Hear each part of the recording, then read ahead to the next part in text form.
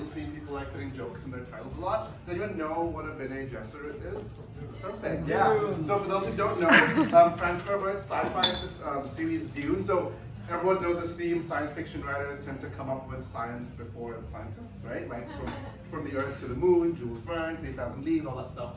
So the Bene Gesserit are this like tribe of witches who use their voice to mind control people.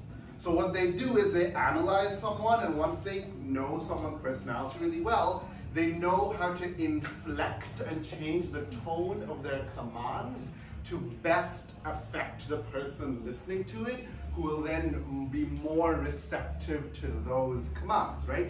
So this was actually the title of an NSF grant proposal thing that my lab once did. Could also be called What Does Sound Do to the Brain? Could also be called Can We Hack the Brain with Sound, right? Which is basically what my lab is doing. So my background is actually in biomedical engineering, like was mentioned. I did a lot of work with human fecal matter as an undergrad. So as you can imagine, it was easy for me to change track in grad school. And I'm like, I would like to do something else, right? And so currently I have this weird position because I'm an interdisciplinary research team, and when you do a PhD, your research team is what you're considered, even if you consider yourself something else. So I'm sort of a computational neurolinguist-ish. I do more of the computational side. I'm on the faculty, I'm getting my PhD at Fordham University, and I'm a visiting scholar, lecturer, something. I'm visiting Bard and I teach in the research now. There are lots of weird names. So that's a bit about me. So did you know what this is? No, great. So this is from a ballet called the Rites of Spring. Have people heard of the Rites of Spring? Right? I can see some people nodding. So Igor Stravinsky is considered one of the luminaries of 20th century music, right? Igor Stravinsky made this piece called the Rite of Spring for a ballet. It premiered at the, I think it was Théâtre des Champs-Élysées in 1913 in Paris. And the first time this ballet was played, picture this is 1913, you have a lot of distinguished women and gentlemen in fine gear sitting in the audience, hoping for this mellifluous music to strike their ear, and they're listening, and it starts off really nice, but then something happens. Igor Stravinsky is considered one of the great composers who was famous for being very avant-garde, right? So he made music partway through that was very, very unlike what anyone in the audience has heard before. It was very discordant, right? And it was so discordant that eyewitness accounts say that a riot started in the opera house, or in the theater, whatever. Right? And like a literal riot. Eyewitness accounts say women would get, elderly ladies were getting up and hitting each other with bags. And this is a wild thing that happened because of this piece of music. And that's kind of weird. And of course, you've all heard of Stravinsky. You might have heard of Stravinsky. His music isn't known to just cause mass chaos, right? The music was played again later in different conditions and nothing happened. People didn't murder each other. I mean, no one murdered them, but you know what I mean. And so scientists are trying to figure out what caused this. What was the reason? It's hard to tell because it was from 1913. There aren't many, good quality audio recordings.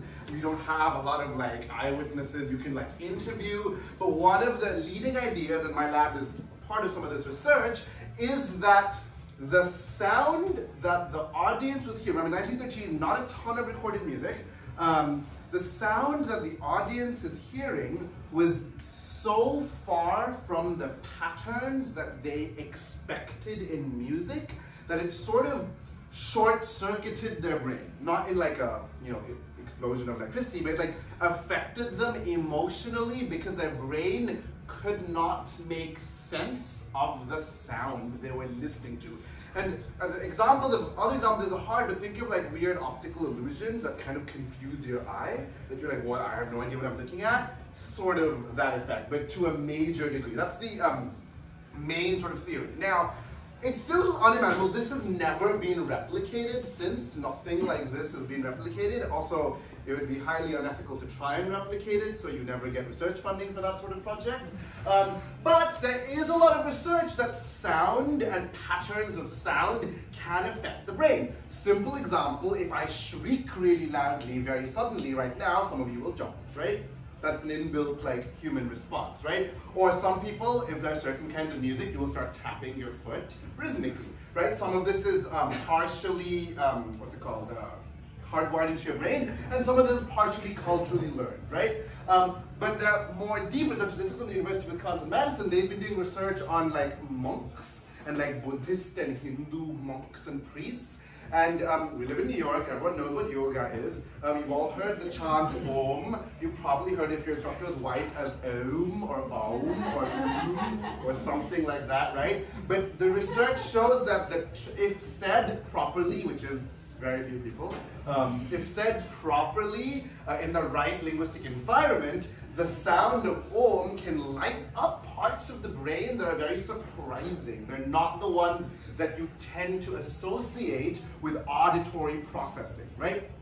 And so that's interesting. So sounds can affect emotion and mental states in some way. And then, that's research conducted by University of Wisconsin. In my lab, this is before my time, but in my lab, there are a lot of research, as usual, with mice.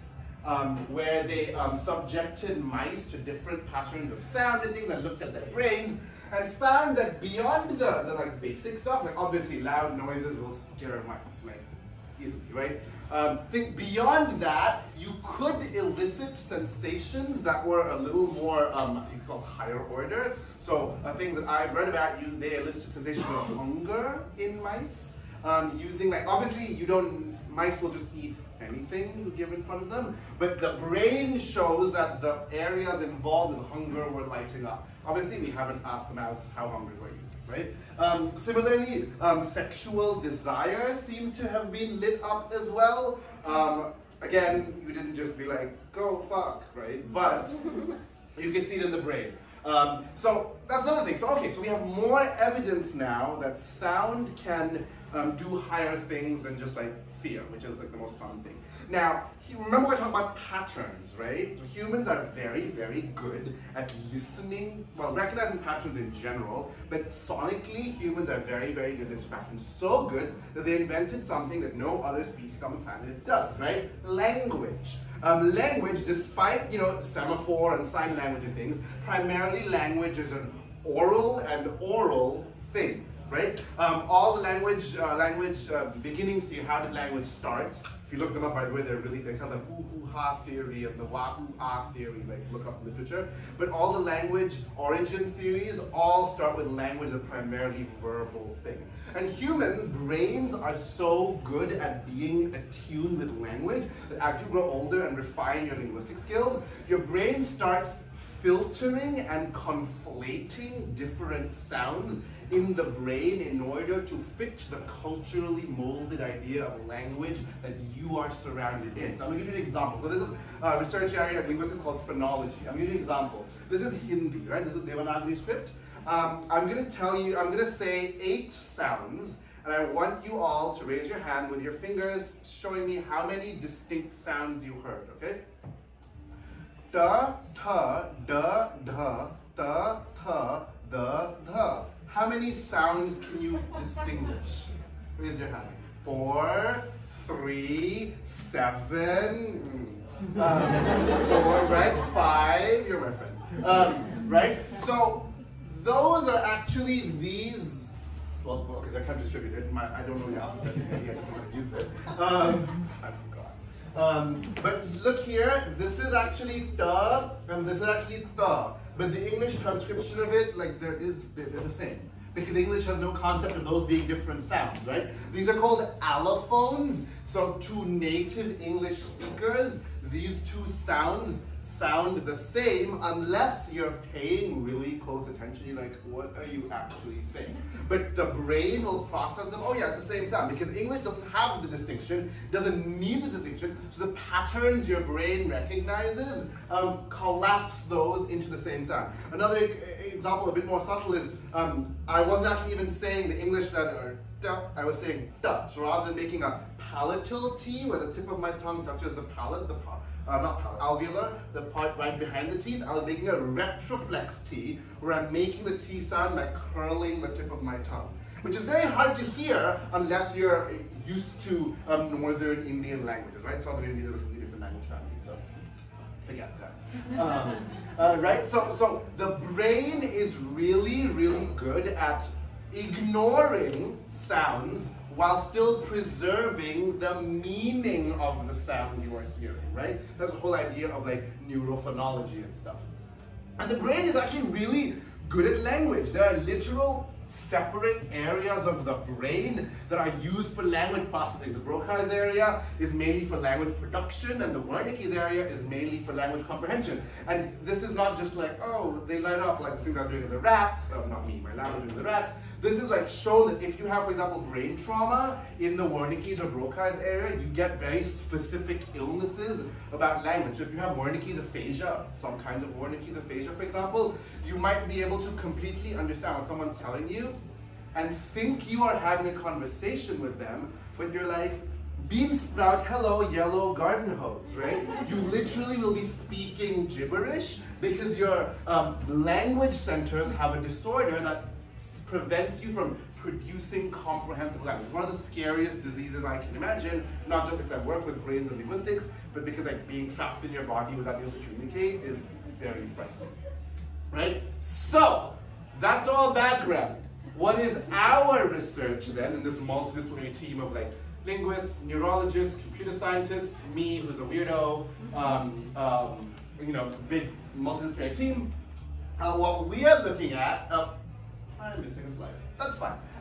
What we are looking at is with the right linguistic and auditory environment, can you have a linguistic input that goes into the Wernicke's area, you know, and affect comprehensive language, and rather than, or before going to the higher parts of the brain, where the message will then be stored and processed on the conscious level, can we send that to the motor areas to start doing like a physical action before the brain realizes what you're doing, right? And that sounds very dystopian and mind control-y and sci-fi.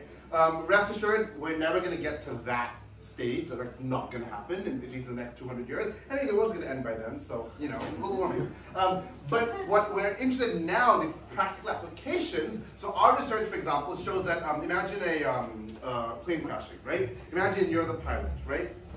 Our research shows that the stress responses you do are not necessarily just because of like adrenaline and all that, but possibly because of the linguistic and sonic environment you are in, right? Can you become more suggestible, right? Can you become more compliant, as the title of our grant said, given the right auditory environment? That's something we're interested in a lot. Similarly, you know the idea of mob mentality, right? The idea of mob mentality, like mobs do things, that's very much research in a psych sort of framework, where like, well, if you're in a big mob, can the linguistic and auditory environment you're in contribute to this idea of mob mentality, where you act riotously without thinking, right? So my research is the boring part. I do a lot of the computational data analysis. For example, this is some initial, I can't show the major data because of our ethics board, but this was the initial, whatever, primary data I collected. So I do a lot of things like record teachers giving orders and seeing what their vowel space looks like and what their like sibilants, like S and esh and sound like, right? So I collect all that data. I get data from the rest of our team, like how do brains react when you're given orders, and how do brains react when you are carrying out orders, doing the physical task. And most of my work is correlating them. And like I said, this like idea is very big and will take many decades of research.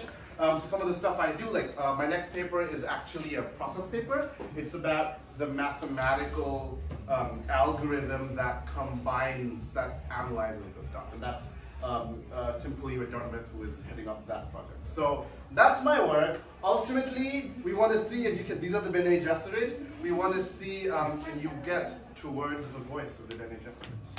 Thank you.